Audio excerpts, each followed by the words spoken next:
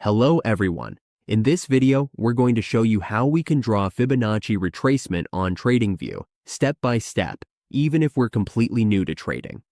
Fibonacci tools are widely used to spot possible support, resistance, and pullback levels in the market.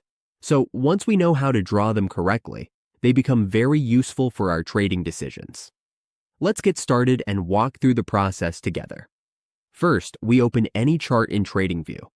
On the left-hand toolbar, we click on the Fibonacci tools icon. From the list, we select Fibonacci retracement. Now, the most important part is where we place it. If the market is in an uptrend, we click on the first swing low, then swing high, then click again. If the market is in a downtrend, we do the opposite. We click first on the swing high, and then drag down to the swing low. Once we place it, the Fibonacci levels will automatically show up on our chart. We'll see common levels like 23.6, 38.2, 50, 61.8, and 78.6%. These levels often act as areas where price might pause, pull back, or reverse. Now let's customize it a bit. We double-click on the Fibonacci tool to open the settings. Here, we can turn levels on or off, change colors, and adjust line thickness.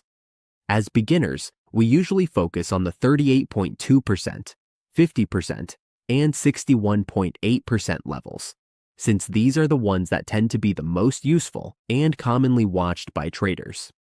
We can also right-click on the tool and lock it, so we don't move it by accident. For better accuracy, we always want to draw Fibonacci from clear swing points, not from random candles. The cleaner the move, the more reliable the levels tend to be. Also, Fibonacci works best when we combine it with trend direction, support and resistance, and price action.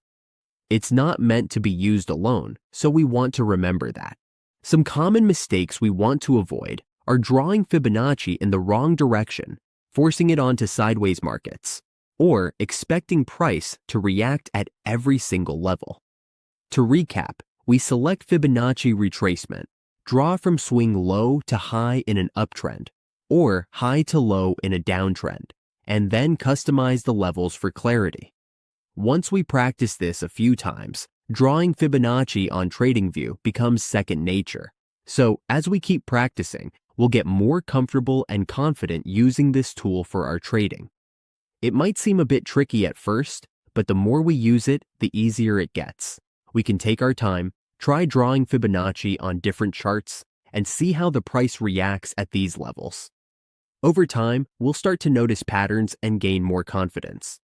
If this tutorial helped, please like the video and subscribe for more beginner-friendly Tradingview guides.